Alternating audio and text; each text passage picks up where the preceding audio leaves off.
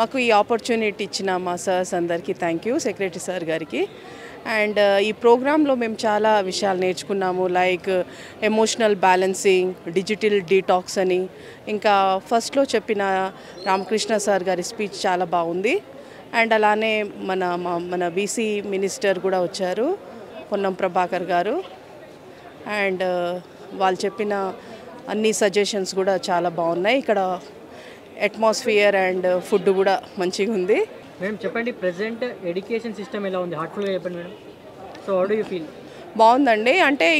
అంటే ఇప్పుడు మన మినిస్టర్ గారు చెప్పినట్టు రెసిడెన్షియల్ స్కూల్స్, జడ్పీ స్కూల్సే కాకుండా ఇంకా సెమీ రెసిడెన్షియల్ స్కూల్స్ని ఎంకరేజ్ చేస్తే బాగుంటుందని అనిపిస్తుంది. ఇంకా స్టూడెంట్స్కి ఎంకరేజింగ్గా ఇంకా కొన్ని ప్రోగ్రామ్స్, ఇలాంటి బ్రహ్మకుమారి ఇలాంటి ప్రోగ్రామ్స్ స్కూల్లోనే అటెండ్ అవుతే వాళ్ళకి ఇంకా హెల్ప్ఫుల్ అవుతుంది. నాట్ ఓన్లీ ఫర్ టీచర్స్, స్టూడెంట్స్కి కూడా మంత్లీ ఒకసారి ఒక సెషన్స్ లాగా పెడితే మంచిగా వాళ్ళకు కూడా ఇంప్రూవ్ అవుతుంది knowledge. Madam what do you think that, అంటే లైక్ చాలా మంది డిగ్రీ బీటెక్ అయిపోయినా కూడా బయట ప్రజెంట్ జాబ్ ఆపర్చునిటీస్లో, so what are the reasons? అంటే స్కిల్స్ లేకపోవడం వల్లనేనా? ఇన్ కేస్ స్కిల్స్ లేకపోవడం అయితే స్కూలింగ్ టైంలో స్కిల్స్ ఎందుకు ల్యాబ్స్ కావచ్చు ఏదైనా కూడా ప్రాక్టికల్గా చేయట్లేదు అంటే ఏం చెప్తారు?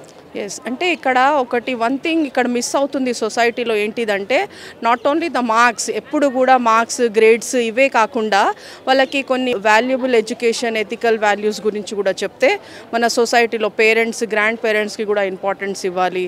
ఇంకా ఇలాంటివి కొన్ని స్పిరిచువల్గా కూడా వాళ్ళని ఎంకరేజ్మెంట్గా చేస్తే వాళ్ళకి సిలబస్లోనే లైక్ కోకరికులర్ యాక్టివిటీలోనే ఇవి కూడా యాడ్ చేస్తే బాగుంటుంది అని నా ఉద్దేశం. అంటే మార్క్స్ మనకు ఎలాగో ఉంటాయి, ఇవి కూడా యాడ్ చేసినందువలన ఇంకా ఇంప్రూవ్ అవుతుంది, స్టూడెంట్స్కి హెల్ప్ఫుల్ అవుతుంది. మేడం ఇప్పటివరకు మీ ఎక్స్పీరియన్స్లో ఎప్పుడన్నా మీరు టీచర్గా ఉండడానికి గిల్టీగా feel అయినారా?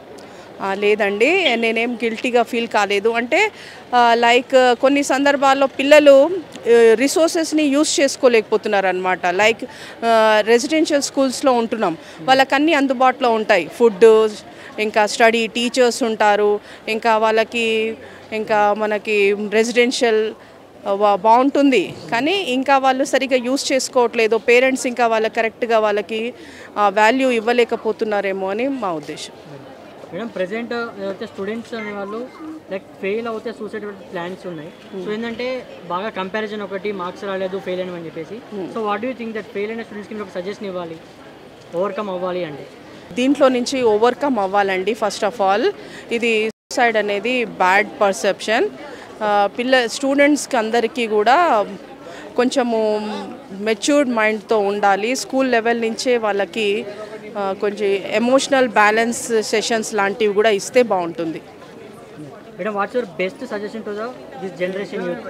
As a teacher my opinion is students, parents, students అందరూ కూడా మనం వాళ్ళని నర్చర్ చేయాలి, మంచిగా వాళ్ళని దగ్గర తీసుకొని మనము ఎమోషనల్గా లవ్తోని వాళ్ళకి చెప్తే వాళ్ళు అర్థం చేసుకుంటారు.